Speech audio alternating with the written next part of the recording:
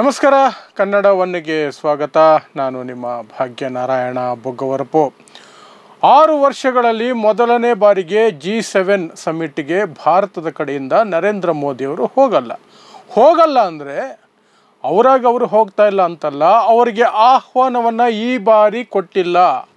ಇದೇ ತಿಂಗಳು ಅಂದರೆ ಜೂನ್ 15ರಿಂದ 17ನೇ ತಾರೀಕಿನವರೆಗೆ 3 ದಿನ G7 ಕಂಟ್ರೀಸ್ನ ಸಮಿಟ್ ನಡೀತಾ ಇದೆ, ಸಭೆ ನಡೀತಾ ಇದೆ, ಸಮಾವೇಶ ನಡೆಯುತ್ತೆ. ಅದಕ್ಕೆ ಕಳೆದ 6 ವರ್ಷಗಳಿಂದ ನಿರಂತರವಾಗಿ ಭಾರತದ ಪ್ರಧಾನಿ ನರೇಂದ್ರ ಮೋದಿ ಅವರಿಗೆ ಆಹ್ವಾನ ಬರ್ತಿತ್ತು, ಅವರು ಸಹ ಭಾಗಿಯಾಗ್ತಿದ್ರು. ಆದರೆ ಈ ಬಾರಿ ಆಹ್ವಾನ ಕೊಟ್ಟಿಲ್ಲ ಭಾರತದ ಪ್ರಧಾನಮಂತ್ರಿಗೆ. ಏನಿದು G7 ಯಾಕಿಷ್ಟು ಇಂಪಾರ್ಟೆಂಟ್ ಮತ್ತು ಭಾರತಕ್ಕೆ ಯಾಕೆ ಈ ಬಾರಿ ನರೇಂದ್ರ ಮೋದಿ ಅವರಿಗೆ ಇನ್ವಿಟೇಷನ್ ಬಂದಿಲ್ಲ ಅನ್ನೋದರ ಹಿಂದೆ ಸಾಕಷ್ಟು ರಾಜತಾಂತ್ರಿಕ ವಿಚಾರಗಳಿದ್ದಾವೆ. ಭಾರತದ ರಾಜತಾಂತ್ರಿಕ ವೈಫಲ್ಯತೆಗಳ ಇನ್ನೊಂದು ಭಾಗ ಇದು ಅಂತಲೇ ಪರಿಗಣಿಸಲಾಗ್ತಿದೆ. ಮೊನ್ನೆ ಭಾರತ ಪಾಕಿಸ್ತಾನದ ಸಂಘರ್ಷದ ಸಂದರ್ಭದಲ್ಲಿ ನಮಗೆ ಎಷ್ಟು ನಾವು ಹಿಂದುಳಿದಿದ್ದೀವಿ ಕಳೆದ 10-12 ವರ್ಷಗಳಲ್ಲಿ ರಾಜತಾಂತ್ರಿಕವಾಗಿ ಅಂತ ಸ್ಪಷ್ಟವಾಗಿ ಅರ್ಥ ಆಯಿತು. ಯಾಕೆಂದರೆ ಒಂದೇ ಒಂದು ದೇಶವೂ ಸಹ ಇಡೀ ಜಗತ್ತಲ್ಲಿ ಭಾರತದ ಪರವಾಗಿ ಓಪನ್ ಆಗಿ ಸಪೋರ್ಟ್ಗೆ ನಿಂತ್ಕೊಳ್ಳಿಲ್ಲ. ಆದರೆ ಪಾಕಿಸ್ತಾನಕ್ಕೆ ಸಾಕಷ್ಟು ದೇಶಗಳು ಪರೋಕ್ಷವಾಗಿ ಪ್ರತ್ಯಕ್ಷವಾಗಿ ಸಪೋರ್ಟ್ಗೆ ನಿಂತ್ಕೊಂಡ್ವು, ಲಾಜಿಸ್ಟಿಕ್ಸ್ ಕೊಟ್ಟವು. ಚೈನಾದಂಥ ದೇಶ ತನ್ನ ಏರ್ಕ್ರಾಫ್ಟ್ಸ್ ಕೊಡ್ತು, ಮಿಸೈಲ್ಗಳನ್ನು ಕೊಡ್ತು, ತುರ್ಕಿ ಅಂತ ದೇಶ ಡ್ರೋನ್ಗಳನ್ನು ಕೊಡ್ತು, ಸಾಕಷ್ಟು ವಿಚಾರ ನಡೆಯಿತು. ಹಾಗಾಗಿ ನಮ್ಮ ರಾಜತಾಂತ್ರಿಕತೆಯ ವೈಫಲ್ಯ ಅಂತ ಚರ್ಚೆಗಳು ಶುರುವಾಯಿತು. ಈಗ ಅದಕ್ಕೆ ಇನ್ನೊಂದು ಮುದ್ರೆ ಬೀಳ್ತಾ ಇದೆ. G7 ಸಮಿಟ್ಗೆ ಭಾರತವನ್ನು ಆಹ್ವಾನಿಸಿಲ್ಲ. ಸೊ ಏನಿದು G7 ಅಂದರೆ ಪ್ರಪಂಚದ ಅತಿ ಪವರ್ಫುಲ್ 7 ದೇಶಗಳು, ಎಕನಾಮಿಕಲಿ ಪವರ್ಫುಲ್ ಇರುವಂಥ 7 ದೇಶಗಳು G7 ಅಂತ ಒಂದು ಒಕ್ಕೂಟವನ್ನು ಮಾಡ್ಕೊಂಡಿದೆ, ಒಂದು ಗುಂಪನ್ನು ಮಾಡ್ಕೊಂಡಿದೆ. ಅದರಲ್ಲಿ ಭಾರತ ಇದೆಯಾ? ಸ್ಥಾಯಿ ಸದಸ್ಯ ಅಂತೂ ಅಲ್ವೇ ಅಲ್ಲ, ಪರ್ಮನೆಂಟ್ ಮೆಂಬರ್ ಅಲ್ವೇ ಅಲ್ಲ. ಆದರೆ ಅತಿಥಿಯಾಗಿ ಪ್ರತಿ ವರ್ಷ ಭಾರತವನ್ನು ಇನ್ವೈಟ್ ಮಾಡಿಕೊಂಡೇ ಬರ್ತಿದ್ರು. ಈ ಬಾರಿ ಅದೇ ಸಭೆ ಕೆನಡಾದಲ್ಲಿ ಜೂನ್ 15ರಿಂದ 17ನೇ ತಾರೀಕಿಗೆ ನಡೆಯುತ್ತೆ. ಆದರೆ ಈ ಬಾರಿ ಪ್ರಧಾನಿ ನರೇಂದ್ರ ಮೋದಿ ಅವರಿಗೆ ಆಹ್ವಾನ ಬಂದಿಲ್ಲ. ಬದಲಾಗಿ ಬೇರೆ ದೇಶಗಳು ಆಸ್ಟ್ರೇಲಿಯಾ, ಯುಕ್ರೇನ್, ಸೌತ್ ಆಫ್ರಿಕಾ ಮತ್ತು ಬ್ರೆಜಿಲ್ಗೆ ಈ ಆಹ್ವಾನ ಹೋಗಿದೆ. ನರೇಂದ್ರ ಮೋದಿ ಅವರಿಗೆ ಈ ಬಾರಿ ಬಂದಿಲ್ಲ. ಹಾಗಾದರೆ ಏನು ಈ ದೇಶಗಳು ಏನು ಮಾಡ್ತವೆ ಅಲ್ಲಿ ಅಂತಂದರೆ, ಎಕನಾಮಿಕಲಿ ಪವರ್ಫುಲ್ ಆಗಿರುವಂಥ 7 ದೇಶಗಳು ಯಾವ್ಯಾವು ಅಂತ ಮೊದಲಿಗೆ ನೋಡೋದಾದರೆ Canada, France, Germany, Italy, Japan, UK ಮತ್ತು USA ಅಂದರೆ ಅಮೇರಿಕಾ. ಈ ಇಷ್ಟು ದೇಶಗಳ ಗುಂಪು ಅದು. ಅಲ್ಲಿಗೆ ಇನ್ನೊಂದಷ್ಟು ಎಮರ್ಜಿಂಗ್ ಎಕಾನಮಿಗಳು, ಆರ್ಥಿಕವಾಗಿ ಮುಂದುವರಿತಾ ಇರುವಂತಹ ನೆಕ್ಸ್ಟ್ ಪವರ್ಫುಲ್ ಆಗುವಂತಹ ಎಕಾನಮಿ ದೇಶಗಳನ್ನು ಇನ್ವೈಟ್ ಮಾಡ್ಕೊಳ್ತಾರೆ. ಕಳೆದ 6 ವರ್ಷದಿಂದ ಭಾರತದ ಪ್ರಧಾನಮಂತ್ರಿ ನರೇಂದ್ರ ಮೋದಿ ಅವರಿಗೆ ಅಲ್ಲಿಗೆ ಆಹ್ವಾನ ಇರ್ತಿತ್ತು, ಇವರು ಹೋಗ್ತಿದ್ರು. ಸಾಕಷ್ಟು ಅದರ ಬಗ್ಗೆ ಚರ್ಚೆ, ಸಾಕಷ್ಟು ಬಿಲ್ಡಪ್ಪುಗಳು, ಗೋಧಿ ಮೀಡಿಯಾ ಇದೆಯಲ್ಲ ಎಲ್ಲ ಮಾಡ್ತಿತ್ತು. ಒಂದಷ್ಟು ಫೋಟೋಸು ಬರ್ತಿತ್ತು. ದೊಡ್ಡ ದೊಡ್ಡ ಲೀಡರ್ಗಳು, ಫ್ರಾನ್ಸ್ ಲೀಡರ್ಸು, ಕೆನಡಾ ಲೀಡರ್ಸು, ಈ ಜರ್ಮನಿ, ಇಟಲಿ, ಜಪಾನ್ನ ಲೀಡರ್ಸ್ಗಳ ಜೊತೆಯಲ್ಲಿ ಪ್ರಧಾನಿ ನರೇಂದ್ರ ಮೋದಿ ತುಂಬ ಪವರ್ಫುಲ್ ಆಗಿದ್ದಾರೆ ಅನ್ನೋ ರೀತಿಯಲ್ಲಿ ತುಂಬ ಗತ್ತಾಗಿ ಫೋಟೋಗಳು ತೆಗೆಸ್ಕೊಳ್ಳೋದು, ಅವ್ರ ಜೊತೆ ಕೈ ಕುಲ್ಕೋದು, ಅವ್ರ ಜೊತೆ ಕೂತ್ಕೊಂಡು ಚರ್ಚೆ ಮಾಡೋದು ಎಲ್ಲ ಬರ್ತಿತ್ತು ಫೋಟೋಸು. ಆದರೆ ಈ ಬಾರಿ ಆಹ್ವಾನನೇ ಬಂದಿಲ್ಲ. ಸೊ ಯಾಕೆ ಬಂದಿಲ್ಲ? ಇದರಿಂದ ನಮಗಾಗುವಂತಹ ನಷ್ಟ ಏನು? ಅದೆರಡನ್ನು ನೋಡೋದಾದರೆ, ಯಾಕೆ ಬಂದಿಲ್ಲ ಅನ್ನೋದರ ಹಿಂದೆ ಭಾರತ ಮತ್ತು ಕೆನಡಾ ನಡುವಿನ ರಾಜತಾಂತ್ರಿಕ ಸಂಘರ್ಷ ನಿಮಗೆ ಎದ್ದು ಕಾಣುತ್ತೆ. ಕೆನಡಾ ಮೊದಲಿನಿಂದಲೂ ಸಹ ನಮ್ಮ ದೇಶಕ್ಕೆ ಬಹಳ ಸ್ನೇಹವಾದಂತಹ ಒಂದು ರಾಷ್ಟ್ರವಾಗಿತ್ತು. ಟ್ರೇಡ್ ಇತ್ತು, ಕಲ್ಚರಲ್ ಸಂಬಂಧಗಳಿತ್ತು, ಸಾಂಸ್ಕೃತಿಕವಾಗಿ ಎಲ್ಲವೂ ವಿನಿಮಯಗಳಾಗ್ತಿದ್ವು, ಸಾಕಷ್ಟಿತ್ತು. ಎಜುಕೇಷನ್ ವಿಚಾರವಾಗಿ, ಶಿಕ್ಷಣದ ವಿಚಾರವಾಗಿ ಭಾರತದ ಸುಮಾರು ಲಕ್ಷಾಂತರ ವಿದ್ಯಾರ್ಥಿಗಳು ಕೆನಡಾಗೆ ಹೋಗಿ ಓದ್ತಾರೆ, ಎಲ್ಲ ಇತ್ತು. ಆದರೆ ದಿಢೀರಂತೆ 2023 ಜೂನ್ ತಿಂಗಳಲ್ಲಿ ಒಂದು ಮರ್ಡರ್ ಆಗುತ್ತೆ ಕೆನಡಾದಲ್ಲಿ. ನಿಜ್ಜರ್ ಅನ್ನುವಂತಹ ವ್ಯಕ್ತಿಯ ಮರ್ಡರ್ ಆಗುತ್ತೆ. ಭಾರತದ ಪ್ರಕಾರ ಆತ ಒಬ್ಬ ಉಗ್ರವಾದಿ. ಖಾಲಿಸ್ತಾನದ ಪಂಜಾಬ್ ಅನ್ನು ಸ್ವತಂತ್ರ ರಾಷ್ಟ್ರ ಮಾಡಬೇಕು ಅನ್ನುವಂಥ ಮನಸ್ಥಿತಿಯ ಖಾಲಿಸ್ತಾನ ಇದೆಯಲ್ಲ, ಇಂದಿರಾ ಗಾಂಧಿಯವರನ್ನು ಕೊಂದಂತಹದ್ದು ಸಂಘಟನೆ, ಆ ಸಂಘಟನೆಯವನು ಅನ್ನುವಂಥದ್ದು ಭಾರತದ ಆರೋಪ. ಕೆನಡಾ ಪ್ರಕಾರ ಆತ ನಮ್ಮ ದೇಶದ ಪ್ರಜೆ. ಆತನನ್ನು ಗುರುದ್ವಾರದ ಹತ್ತಿರನೇ ಕೊಲೆ ಮಾಡಲಾಗತ್ತೆ. ಆ ಸಂದರ್ಭದಲ್ಲಿ ಕೆನಡಾ ಈ ಕೊಲೆಯನ್ನು ಭಾರತದ ಸ್ಪೈಗಳು ಮಾಡಿದ್ದಾರೆ, ಗುಪ್ತಚರ ಇಲಾಖೆ ಮಾಡಿಸಿದೆ ಅನ್ನುವಂಥ ಆರೋಪಗಳನ್ನು ಅಂದಿನ ಕೆನಡಾದ ಪ್ರಧಾನಿ ಜಸ್ಟಿನ್ ಟ್ರೂಡೋ ಆಪಾದನೆ ಮಾಡ್ತಾರೆ.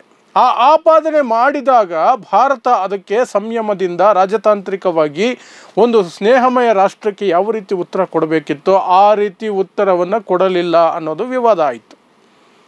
ಭಾರತ ಸ್ವಲ್ಪ ಖಾರವಾಗಿ ಪ್ರತಿಕ್ರಿಯಿಸ್ತು, ಅದಕ್ಕೆ ಕೆನಡಾ ಇನ್ನಷ್ಟು ಖಾರವಾಗಿ ಪ್ರತಿಕ್ರಿಯಿಸ್ತು. ಎರಡೂ ರಾಜತಾಂತ್ರಿಕ ಏನಿದೆ ವ್ಯವಸ್ಥೆಗಳಿದ್ದಾವೆ ಸ್ವಲ್ಪ ಶೇಕ್ ಆಯಿತು. ಅಲ್ಲಿದ್ದಂತಹ ಇಂಡಿಯನ್ ಕೌನ್ಸಿಲರ್ ಏನಿರ್ತಾರೆ ಅಲ್ಲಿನ ಕೌನ್ಸಿಲರ್ನ ಕರೆದು ಅವರು ವಾರ್ನಿಂಗ್ ಕೊಡೋದು, ಇಲ್ಲಿರುವ ಕೆನಡಾದ ರಾಜತಾಂತ್ರಿಕ ಕಚೇರಿಯ ಸಿಬ್ಬಂದಿಯನ್ನು ಕರೆದು ಅಥವಾ ಮುಖ್ಯಸ್ಥರನ್ನು ಕರೆದು ಇಲ್ಲಿ ಒಂದಷ್ಟು ಮಾತುಕತೆ ಆಯಿತು. ಅದೆಲ್ಲವೂ ಸಹ ಇಡೀ ಸಂಬಂಧವನ್ನು ಒಂದು ರೀತಿ ಸ್ನೇಹಮಯ ಸಂಬಂಧವನ್ನು ಶತ್ರುತ್ವದ ಕಡೆಗೆ ತೆಗೆದುಕೊಂಡು ಹೋದವು.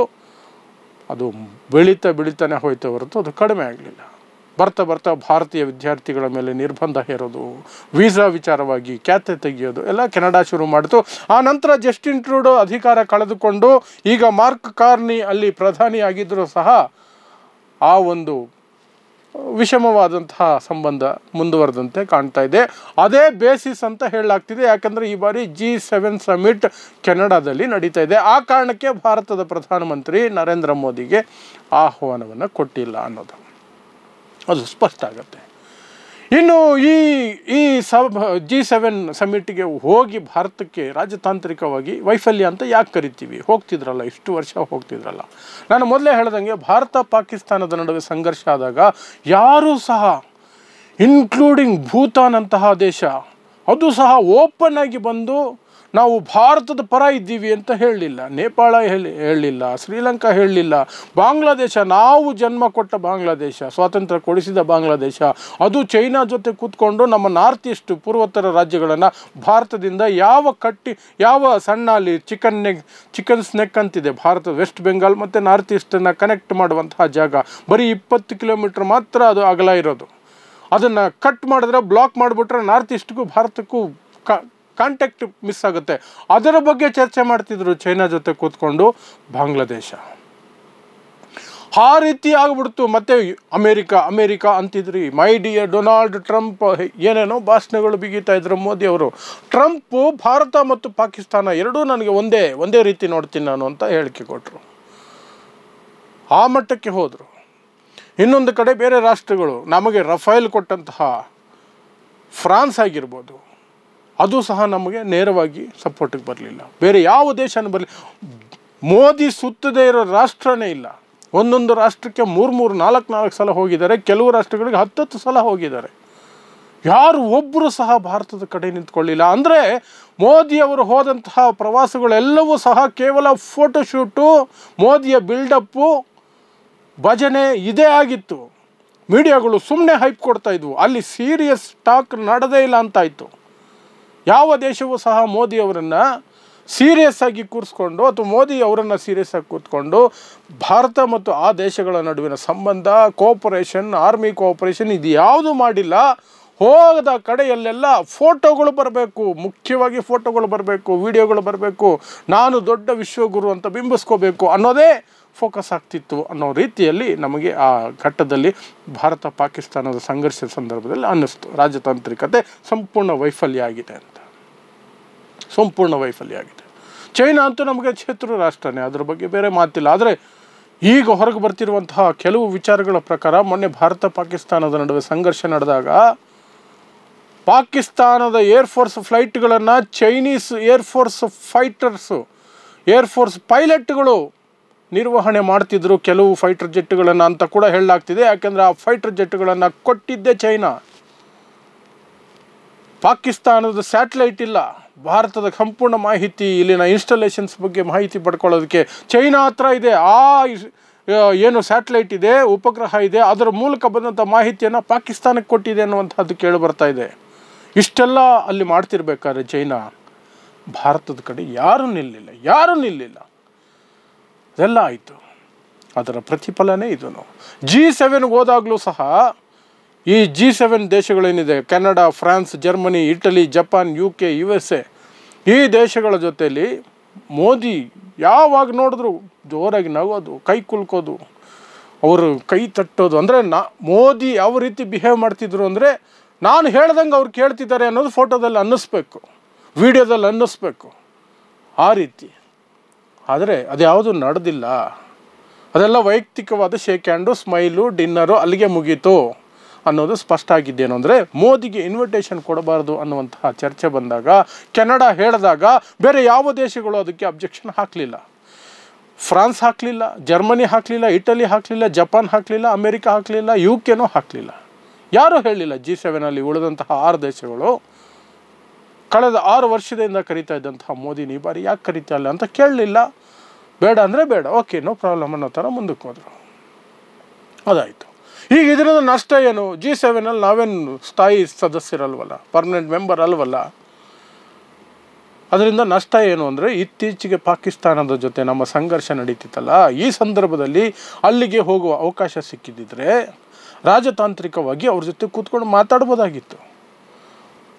ಏನು ತಂಡಗಳನ್ನು ರಚಿಸಿ ಇಡೀ ಪ್ರಪಂಚದ ಸುಮಾರು ದೇಶಗಳಿಗೆ ವಿಪಕ್ಷದ ಸದಸ್ಯರನ್ನು ಒಳಗೊಂಡಂತೆ ಮೋದಿ ಸರ್ಕಾರ ಕಳಿಸಿದೆ, ಅದೇ ರೀತಿ ಸ್ವತಃ ಪ್ರಧಾನಮಂತ್ರಿನೇ ಹೋಗಿ ಇಂತಹ ಪವರ್ಫುಲ್ ದೇಶಗಳ ಜೊತೆಯಲ್ಲಿ ಕೂತ್ಕೊಂಡು ಪಾಕಿಸ್ತಾನದ ನಮಕ್ ಹರಾಮ್ ಕೆಲಸವನ್ನು ವಿವರಿಸ್ಬೋದಾಗಿತ್ತು. ಪಾಕಿಸ್ತಾನ ಉಗ್ರವಾದವನ್ನು ಹೇಗೆ ಸಾಕ್ತಾ ಇದೆ ಅನ್ನೋದನ್ನು ಹೇಳ್ಬೋದಾಗಿತ್ತು. ನೇರವಾಗಿ ಪ್ರಧಾನಿನೇ ಹೇಳ್ಬೋದಾಗಿತ್ತು, ಮೋದಿನೇ ಹೇಳ್ಬೋದಾಗಿತ್ತು. ಆ ಅವಕಾಶ ತಪ್ಪೋಯ್ತು. ಯಾಕೆ? ಈ ಹಿಂದೆ ಹೋದಾಗೆಲ್ಲ ಗಂಭೀರವಾಗಿ ಮಾತಾಡಿಲ್ಲ ಅಂತ ಅರ್ಥ. ಅದಕ್ಕೆ ಹೋದಾಗೆಲ್ಲ ಫೋಟೋಶೂಟ್ಗೋಸ್ಕರನೇ ಹೋಗ್ತೀನಿ, ಫೋಟೋಸು ವೀಡಿಯೋಸ್ ಬರಬೇಕು, ಯಾರಾದರೂ ಅಡ್ಡ ಬಂದರೆ ಅದಕ್ಕೆ ಮಾತ್ರ ಸಿಟ್ಟು. ಫೋಟೋಗೆ ಅಡ್ಡ ಬಂದುಬಿಟ್ರೆ ಮೋದಿ ಅವ್ರಿಗೆ ಬರೋ ಸಿಟ್ಟಿದೆಯಲ್ಲ, ಅಬ್ಬಬ್ಬಬ್ಬ, ಅದನ್ನು ನೋಡೋಕ್ಕೆ ಆಗಲ್ಲ ನಮ್ಮ ಕೈಯಲ್ಲಿ, ಅಷ್ಟು ಸಿಟ್ಟು ಬರುತ್ತೆ ಅಷ್ಟೇ. ಈಗ ಸದ್ಯಕ್ಕೆ G7 ಸಮಿಟ್ ಜೂನ್ 15ರಿಂದ 17ರವರೆಗೆ ಕೆನಡಾದಲ್ಲಿ ನಡೆಯುತ್ತೆ. 6 ವರ್ಷಗಳಲ್ಲಿ ಮೊದಲ ಬಾರಿಗೆ ಭಾರತದ ಆಬ್ಸೆನ್ಸ್ ಇರುತ್ತೆ. ಮೋದಿಯವರಿಗೆ ಆಹ್ವಾನ ಇಲ್ಲ.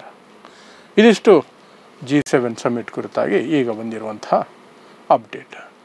ನೋಡ್ತಾ ಇರಿ ಸಮಾಜಕ್ಕಾಗಿ ಕನ್ನಡ 1 ನ್ಯೂಸ್. ನಮಸ್ಕಾರ.